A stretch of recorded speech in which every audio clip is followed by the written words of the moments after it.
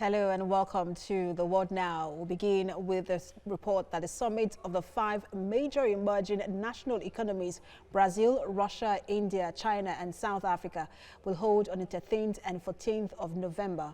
Brazil is the host of this year's meeting, which is expected to further cement ties and deepen cooperation among member nations. Details in this report.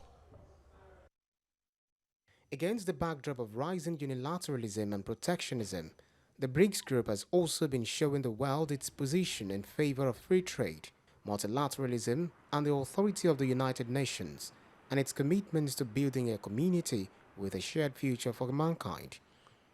The coordinator of the International Economic Studies at the Institute of Applied Economic Research, Ivan Oliveira, said he expects the Brics to continue to play an important role in the upcoming summit in advancing global trade liberalization and globalization. As far as I know, during the meeting of the BRICS ministers of foreign affairs that was held in July this year in Rio de Janeiro, the theme of multilateralism was a core topic discussed. The BRICS countries will continue to maintain global order by building a multilateral system that is rule-based. By global governance, we can build a world that is more orderly. Baseados em regras, ou seja, BRICS cooperation enjoyed sound development in the past 10 years, which was dubbed a golden decade for the 5-member bloc. The upcoming summit is set to mark the beginning of a new golden decade of BRICS cooperation, when all BRICS countries will be able to see more shared development opportunities. Meanwhile, following invitation by Brazilian President Jair Bolsonaro, Chinese President Xi Jinping has departed Beijing to attend the 11th BRICS summit from November the 13th to 14th in Brasilia. President Xi will deliver a speech and attend relevant events of the summit and hold bilateral meetings with leaders of other countries.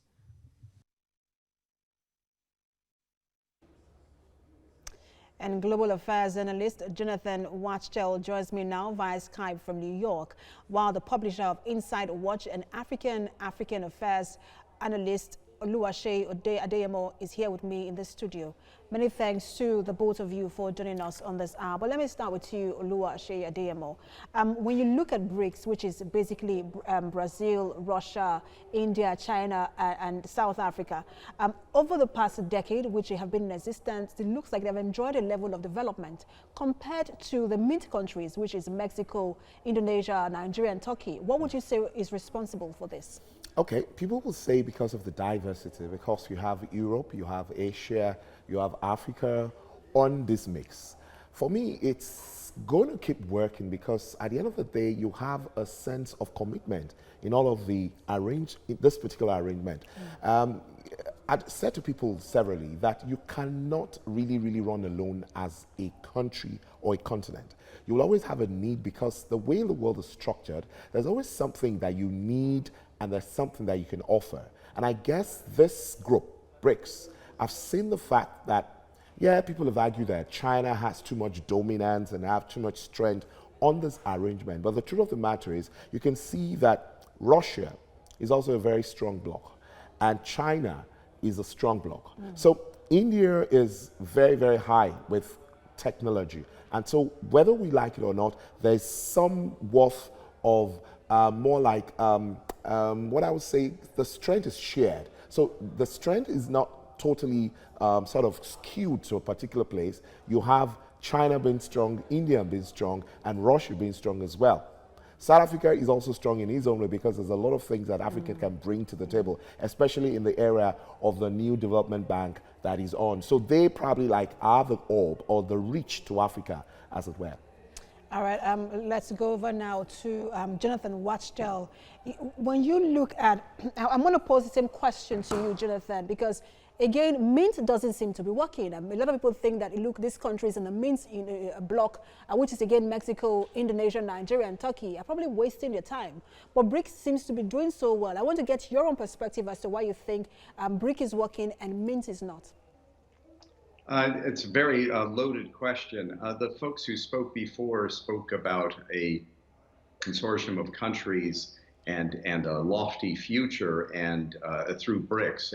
And I have to say from a Western hemisphere perspective, it doesn't look exactly that way. So yes, indeed, we've had an emergence of China doing very well using a system of government that is sort of a pseudo communist, capitalist approach to things, but it's still an autocratic government. That the Communist Party doesn't allow freedom of expression amongst other political parties within its country. It's a very closed and tight society. Russia is also not a liberal democracy as the Western world sees it. Two hugely influential and powerful countries, in many ways leading the charge of BRICS, together with India, which is a democracy, but has its own set of issues, even issues with China on border disputes. Brazil, led by a conservative government that, at least out the gate, was not particularly friendly to China, though we do see a warming toward China over the last months, but actually a relationship with the United States that initially has been quite strong with the leadership of President Trump. So while I see that BRICS has indeed made progress, it certainly isn't an assured future for the alliance. But indeed, obviously, it's important for countries to trade and talk amongst themselves and try to figure out policies for each of these individual 5 nations and the various governments that they influence. But it's an interesting assortment of countries that have come together to try to put these through. We know that BRICS now account for about a quarter of the world's GDP. But people are saying, look, this might not last because an economic bloc like this might not be able to sustain that level of dominance, especially with this kind of my country first mentality that a lot of countries now have. I want to get your view on that. Was that question directed toward me? Yeah. A lot of experts are saying, look, BRICS might not be able to sustain this level of dominance in another 10 years. What's your view on that? I think the question was directed at me. I'm sorry, there was a drop off yes, of the audio. You know, I laid out some of the tension points among even some of the BRICS member states. You know, it all very much depends on the prowess of China, which is really the leading country, which has seen a massive increase in GDP and the lifting up of essentially one of the world's largest population centers. And indeed, BRICS represents, you know, as you mentioned, a major part of world economic activity and population. It can be a formidable thing if, in fact, they are able to formulate the type of alliances they want to have. But it's such an interconnected world, it's very different. And if China, for instance, goes through an economic difficult period, BRICS would suffer as well as an alliance. So it's not an assured future for BRICS. There are a lot of tensions. And much of this actually has to do with what the United States does, what the European Union does, what African nations decide to do in the context of this. Certainly you have South Africa involved in this because it's such a powerful economy. But look at your own country, Nigeria, which is certainly no lightweight in Africa. And has Jonathan, just allow me to put you on hold here and get an opinion from Oluwase in the studio. He's also alluding to the fact that, look, it might not be a sure future for BRICS, especially with, you know, they also depend on policies made by their own continent, for example, the EU, the AU, and all of that. Do you agree with that? Yeah, I mean, absolutely. But the truth of the matter is, like I keep emphasizing, whether we all like it or not, we would have to trade with ourselves. And yes, there will always be issues, areas of disparity. But the truth is, the more we understand and quickly come to the terms that we need to do business with ourselves, then the better for all of us. Because, look, so you'll have problem with EU, you have problem right now with Brexit, you have problem with any alliance whatsoever. You would always have problems with it because then, like you said, there is the country by country problem, there is the continental problems. There would always be different problems. But the good thing is, so there will always be need for us to come together as well because we need to trade with ourselves. And so for me, to the extent that they've come on this strong and successful, I applaud the fact that, not minding the fact that it's a widely spread relationship as well. You know, you have Europe, you have Africa, you have Asia, and they're still as strong as they are. Truth is, yes, you would say that maybe Brazil and South Africa are sort of the small boys in the house, but in some kind of way, they also have a level of strength that they are able to bring to the table, and that for me would help the relationship as it were.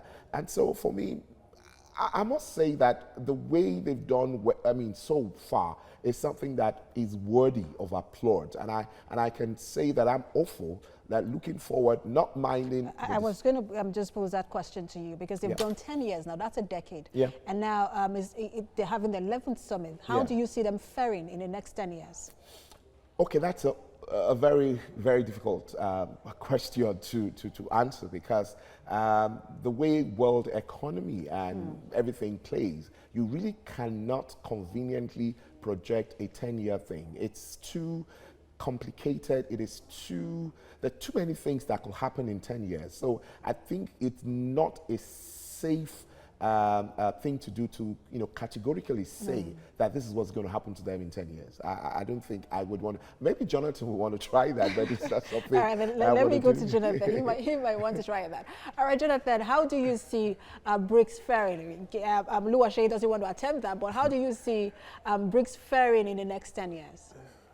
Well, Precious, I was looking for the crystal ball I have here, and I can't seem to find it. So it's not such an easy thing. But as your guest articulated, 10 years is certainly a long timeline. Yeah. Look at what's changed in the world over the course of the last year and a half. Yeah. So, that's a difficult thing to look at. There are a couple of things that certainly will be helpful as we try to gauge where things are going. And, you folks are sitting in Africa watching the world from your perspective. And Africa has some big choices to make in terms of alliances it makes, the African nations. There was a time in which you had the Soviet Union, the United States vying for interest within the continent. The Soviet Union then, when it collapsed, went into sort of this dormant phase, hibernation, and you didn't really have much activity from Russia. And China stepped in and started to get very heavily involved in African affairs and minerals and trade. And now the Russians are back in the picture, actually, and the United States has kind of retreated. Where is all this going? I mean, if you're going to have a Chinese-Russian alliance through Brics, and Brics remains a formidable forum for the world, certainly that's something for the Africans to consider. But then again, these are two nations that certainly are not liberal democracies. So what is Africa going to do? Is it going to prop up that type of system and work on alliances like that? Or is it going to try to build economic development and alliances through a more liberal democratic approach to the world? These are fundamental questions that Africa must grapple with. All right, global affairs analyst Jonathan Wachtel, thanks for your time. And publisher and African affairs analyst Oluwase Adeyemo, thanks for your time. Thank you so much for having me.